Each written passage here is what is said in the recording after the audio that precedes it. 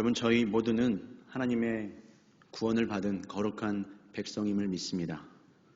하나님의 구별된 자녀, 즉 성도라는 것은 결코 변할 수도 없고 그 무엇으로도 빼앗길 수 없는 저희 모두의 정체성입니다. 참 어지럽고 혼미한 세상일수록 내가 누구인지를 인식하는 정체성이 참 중요한 것 같습니다. 내가 누구인지를 잃어버리게 되면 어떤 상황과 조건에 따라 그리고 세상이 흘러가는 세파에 따라 쉽게 흔들리기 때문입니다. 그래서 우리는 내가 받은 구원이 무엇인지에 대해 늘 상고해야 합니다. 예수님이 이 땅에 처음 오심으로 시작이 되었고 다시 오심으로 완성되게 될 구원, 그 구원을 우리는 마음에 새기며 날마다 생각해야 할 것입니다. 그리고 그 구원의 핵심, 그 구원의 중심에 무엇이 있는가 하면 하나님의 의로움이 있습니다. 의가 있지요. 그렇게 우리는 이 의로움이 무엇인지를 정확하게 파악하고 알 필요가 있습니다. 나는 정말 의로운 존재인지, 나는 하나님의 의로움을 어떻게 입을 수 있는지, 그리고 그 의로움은 어떻게 확인이 되고 완성될 수 있는지를 우리는 질문하고 생각해야 합니다. 성도의 정체성인 구원, 그리고 그 핵심에 있는 의로움을 바르게 알고 붙들어야 우리는 흔들리지 않을 수 있습니다. 오늘 주님은 누가복음 이 18장의 비유를 통해서 저희에게 그것을 가르쳐주고 계십니다. 9절의 말씀인데 제가 읽어드리도록 하겠습니다.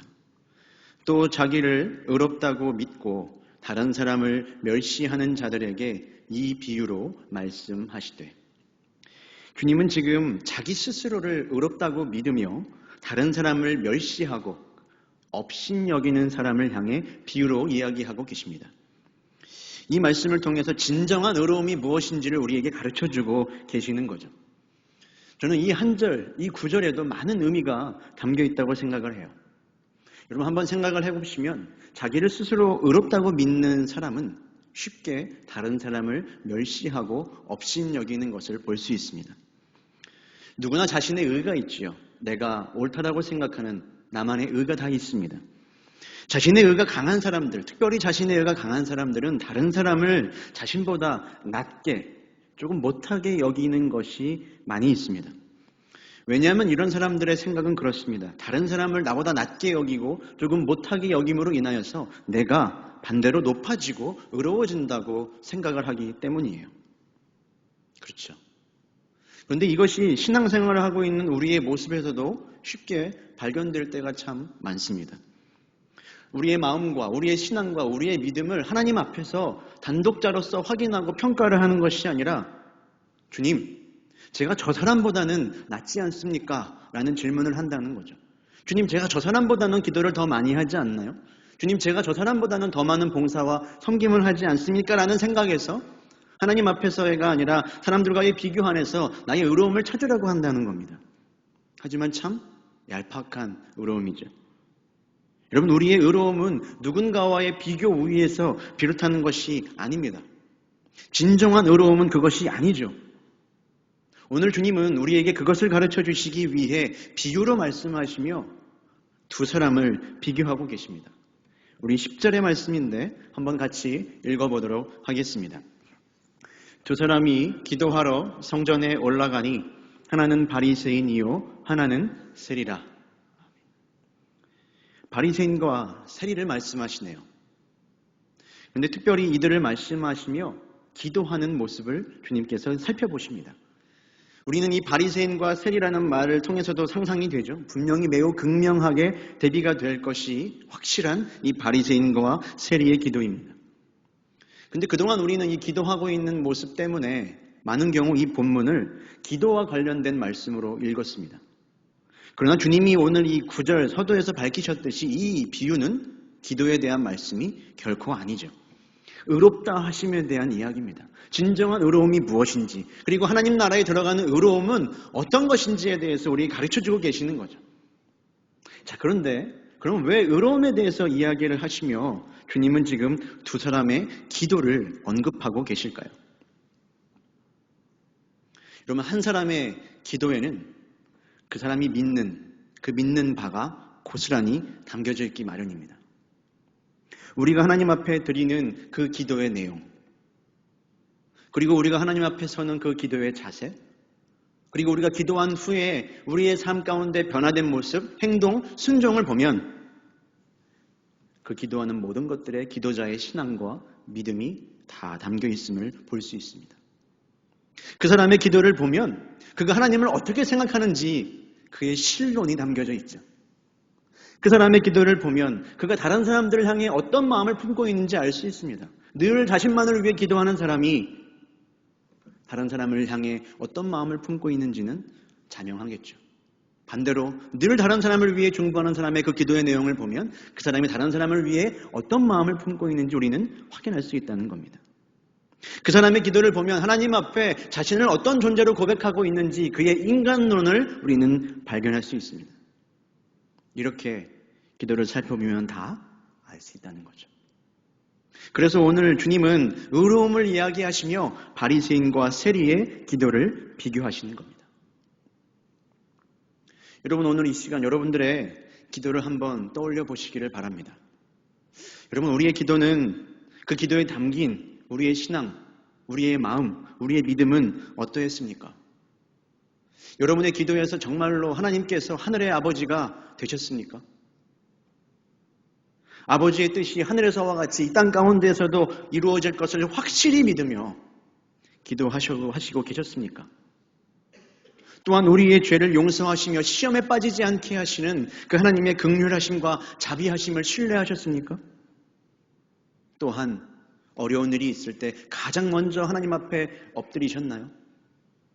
그 기도하는 자세, 그 기도하는 모습을 볼 때 그 사람의 신앙이 다 드러나는 것입니다. 그래서 어거스틴도 그 위대한 저서 하나님의 도성에서 이런 말을 했습니다. 참 멋진 말인데, 죄를 짓는 것보다 죄를 짓고 나서 하나님의 자비하심을 신뢰하지 못하는 것이 더 큰 죄다. 다시 한번 읽어드리겠습니다. 죄를 짓는 것보다 죄를 짓고 나서 하나님의 자비하심을 신뢰하지 못하는 것이 더 큰 죄다라고 어거스틴이 이야기를 했어요. 우리가 죄를 지을 수 있죠. 잘못을 저지를 수 있습니다. 그런데 그 이후에 하나님의 용서하심을 믿으며 하나님의 자비하심을 믿으며 기도할 수 있는지에, 은혜의 보좌로 그 이후에도 담대히 나아갈 수 있는지에, 그 기도 안에 우리의 하나님에 대한 인식과 신앙과 믿음이 담겨져 있다는 뜻입니다. 그래서 오늘 우리는 이 바리새인과 세리의 기도를 볼 때 의로움을 알 수 있는 것입니다. 우리 먼저 바리새인의 기도를 볼 텐데요. 11절부터 12절까지의 말씀을 한 번 더 같이 읽도록 하겠습니다.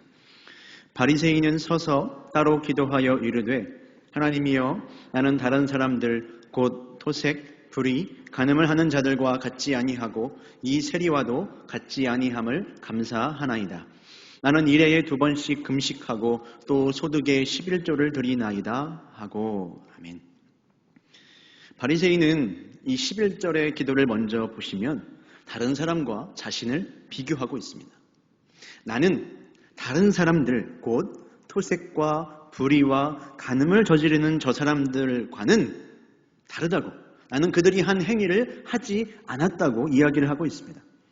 여기서 토색이라는 말은 남의 물건을 강제로 탈취하는 강도짓을 의미합니다. 불의란 하나님의 기준에서 벗어난 그 모든 하나님을 대적하는 행위를 뜻하죠. 그리고 간음에 이르기까지. 바리새인은 지금 자신이 하지 않은 일들을 쭉 열거하고 있습니다. 그게 바리새인의 기도 내용의 전부입니다.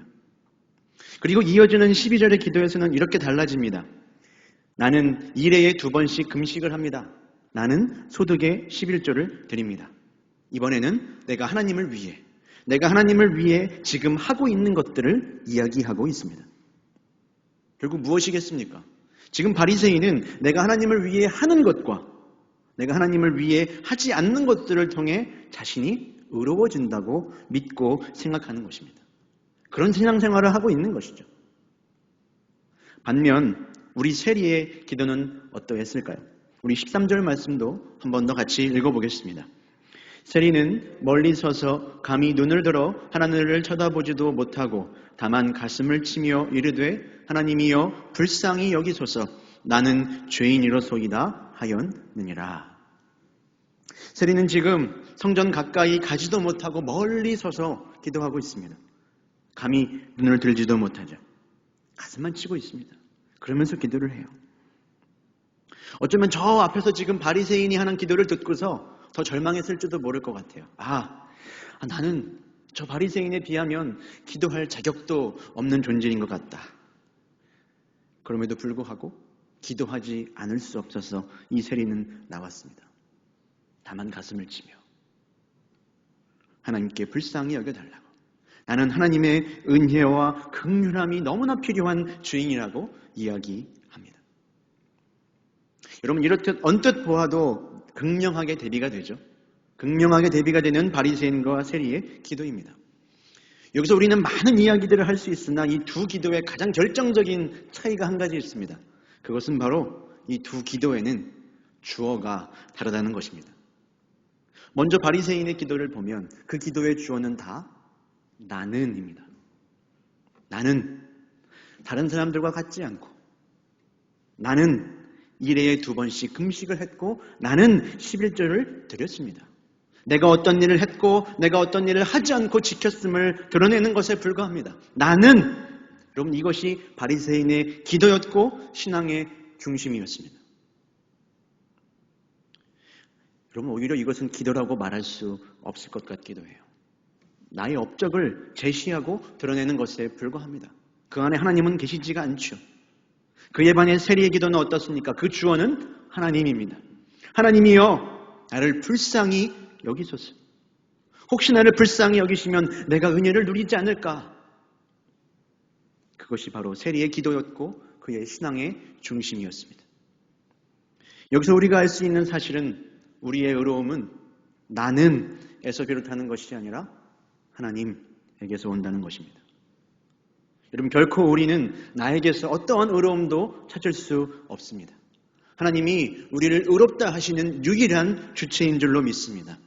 하나님만이 주실 수 있습니다. 하나님만이 우리를 의롭다고 말씀하시며 너는 의로운 존재다 칭해 주셔야, 너는 나의 자녀라 라고 말씀해 주셔야 우리는 의롭다 하심을 받은 존재가 될 수 있습니다.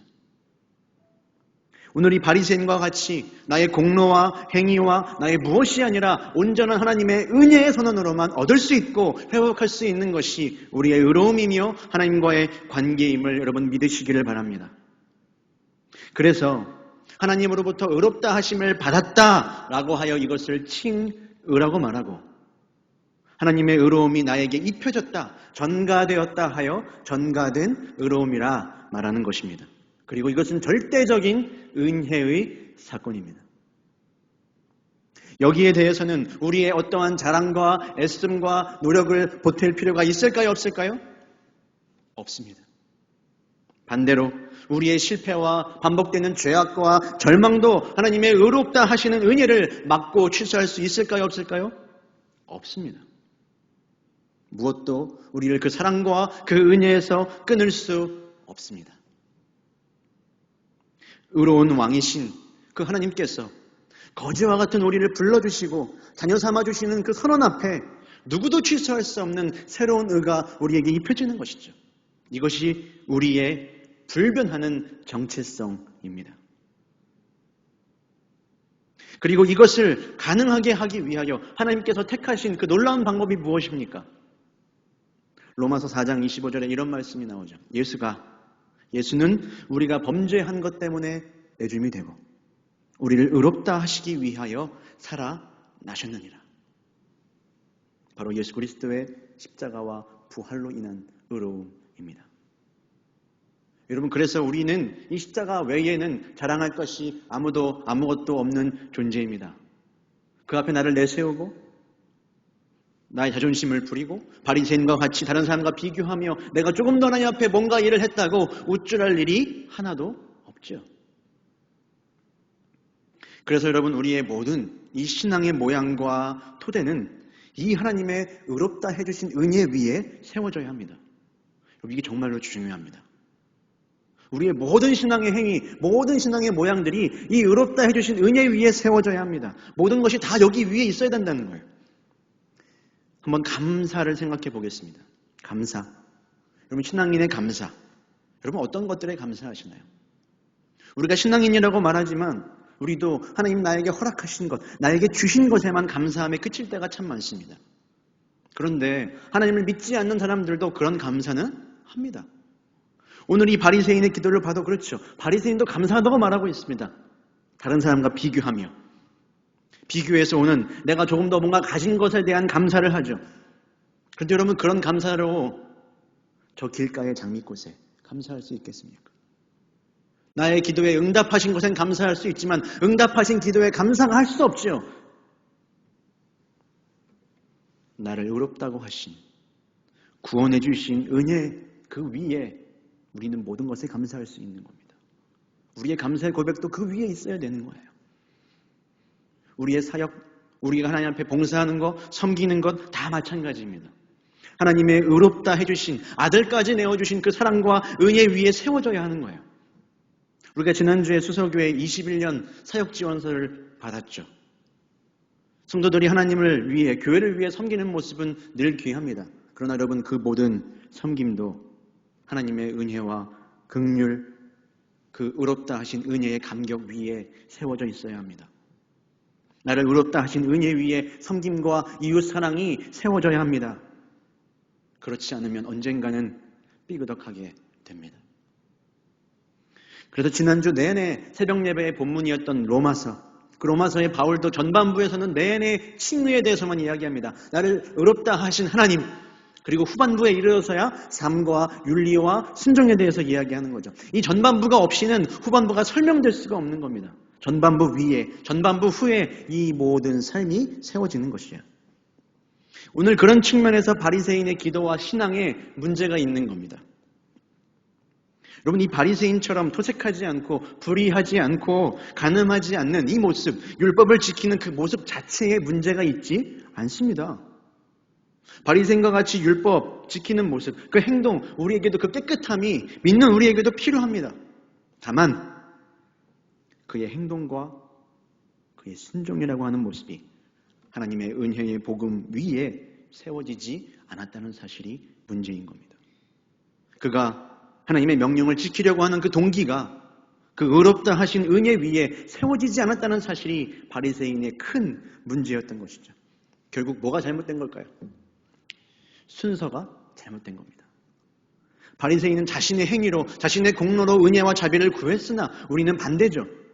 은혜와 자비를 받아 순종하는 삶을 살아가는 겁니다. 은혜가 먼저고 행위는 다음이죠. 선은혜 후 행동, 선복음 후 삶인 것입니다. 이렇게 은혜와 행위라는 것은 인과 관계는 아니지만 결코 뗄 수 없는 무관하지 않은 두 모습입니다. 동전의 양면과도 같죠. 그런데 세상은요, 여러분 이 순서를 뒤바꿉니다. 세상의 모든 종교도 이걸 뒤바꿔요. 나의 결함을 고치고 내가 더 많은 노력을 하고 고행을 하고 노력을 해서 어떠한 경지에 이르려고 하지요. 하지만 그런 방식으로 우리는 하나님의 의로움에 절대로 이룰 수 없습니다. 하나님과의 관계의 회복도 이룰 수 없죠. 오직 하나님께서 우리를 받아들여 주시고 자녀 삼아 주시고 의롭다 여겨주신 그 사랑과 은혜 때문에 이미 의롭다 하신 그 의로움을 이루기 위하여 우리는 평생 살아가는 것입니다. 그런 의미에서 우리는 이미 구원을 받았으나 아직 구원받지 않은 상태인 겁니다. 그 구원을 완성해 가는 것이죠. 이것을 신학적인 용어로 다시 한번 말씀드리자면 성화입니다. sanctification, 성화라는 것이죠. 여러분 성화라고 하는 것은 죄에 대하여 죽고 하나님께 대하여 사는 것입니다. 성화라고 하는 것은 예수 그리스도의 삶과 인격이 나의 성품이 되어가는 과정입니다. 성화라고 하는 것은 죄와 율법이 나를 주장하는 것이 아니라 은혜 안에 거하며 전적으로 주님을 의지하며 그분과 동행하는 삶입니다. 그것이 성화입니다.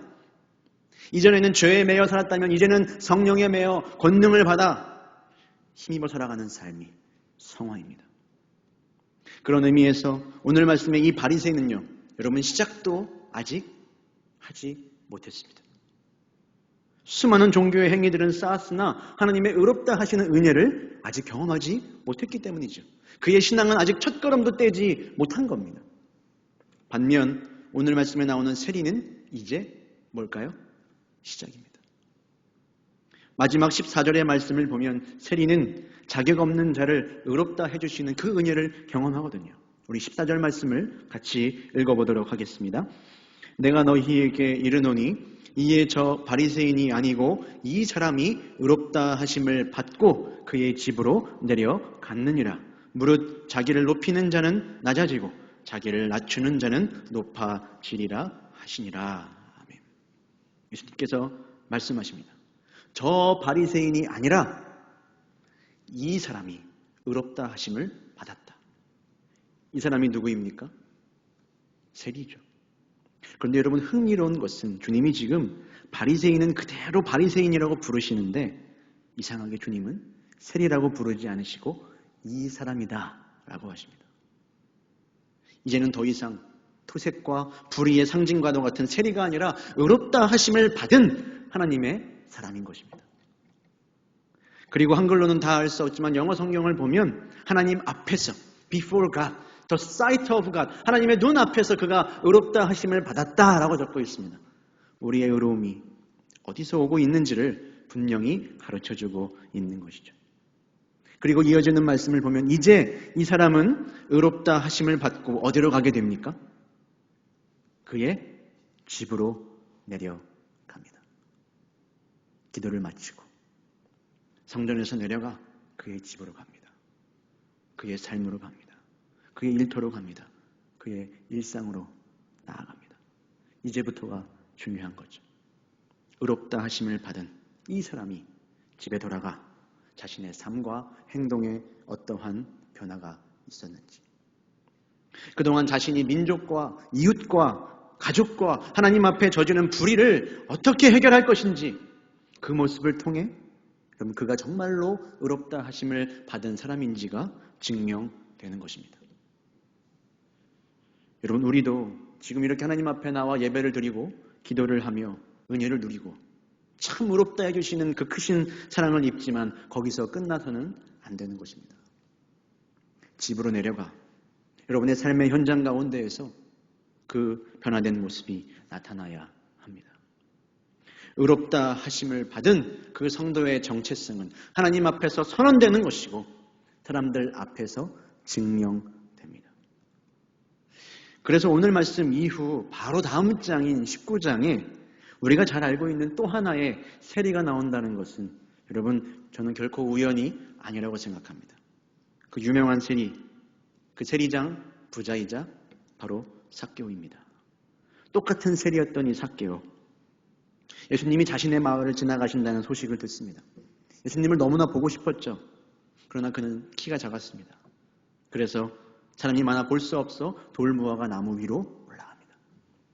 거기서 예수님을 바라봐요. 아, 저분이 예수님이시구나. 그런데 예수님도 삭개오를 보십니다. 그리고 말씀하시죠. 삭개오야, 속히 내려오라. 내가 오늘 너의 집에 유하여야 하겠다. 누구의 사랑도 받지 못했고 배척만을 당했고 손가락질만 당했던 삭개오가 안아주시는 이 예수님의 은혜와 자비의 선언을 듣고 18장의 세리처럼 마찬가지로 급히 내려와 집으로 갑니다. 그리고 이렇게 말을 하죠. 19장 8절에서 삭개오가 서서 주께 여짜오되 주여 보시옵소서, 내 소유의 절반을 가난한 자들에게 주겠사오며 만일 누구의 것을 속여 빼앗은 일이 있거든 내 갑절이나 갚겠나이다. 삭개오는 자신의 소유의 절반은 가난한 자들에게 나누어 주고 속여서 빼앗은 모든 것들을 4배나 갚습니다. 그에게 남은 건 아무것도 없겠죠. 여러분, 누가 삭개오에게 이렇게 하라고 말한 적이 있습니까? 없습니다. 예수님조차 삭개오의 그 악행과 불의에 대해서 한마디도 하지 않으셨습니다. 그저 예수님은 삭개오를 두고 이 사람도 아브라함의 자손이다 라고 말하며 의롭다고 말씀해 주셨을 뿐이에요. 그리고 삭개오는 진정으로 의롭다 하심을 받은 그 모습을 보여주었습니다. 사랑하는 성도 여러분, 우리의 정체성이 무엇인가요? 오늘 말씀의 제목처럼 그것은 의롭다 하심을 받은 사람입니다. 우리의 그 의는 어디서 비롯합니까? 하나님이십니다. 예수 그리스도의 십자가입니다. 우리가 그 사실을 믿고 믿음으로 받아들일 때 그 무엇도 그리스도의 사랑에서 우리를 끊을 수 없음을 여러분은 확실히 믿으시기를 바랍니다. 그리고 그 사랑을 알았다면 이제 하나님의 그 은혜와 자비에 감사하며 주님을 섬기는 자리로 나아가십시오. 그 자리가 무엇이든지 말입니다. 집으로 내려가 여러분의 의롭다 하심을 증명하십시오.